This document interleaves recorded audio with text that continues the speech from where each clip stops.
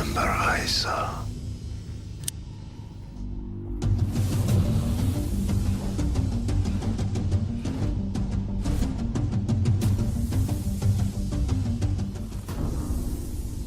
The scene where Brody actually presses the detonator and the bomb doesn't go off is just an example of fate in the place of drama. He's trying to change America, or believes America has been misguided. And it just seemed more psychologically and emotionally consistent with that character. We debated endlessly about whether or not he should flip the switch. And our feeling was that flipping the switch validated all the things that we told up to this point. And not flipping the switch would have sort of, I think, just been cheap. It's only Carrie's intervention through Dana later that pulls him back from the edge. It's Dana who has established the real natural connection with Brody. And that is the person who would be most effective in making the call at the last minute. I'm coming home, Dana. You broke into my house. You terrified my daughter. She's 16 years old, by the way, 16. I'm sorry.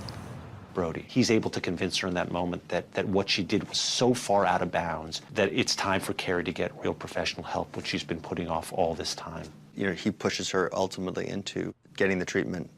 Carrie, please. There's alternatives to this. You don't have to let him with your brain. My brain's already. Yeah? It's a brain I happen to love. ECT is kind of a last resort therapy. But the minute we read about this being a possibility, obviously, you know, we thought, well, this is a good place for Carrie to wind up.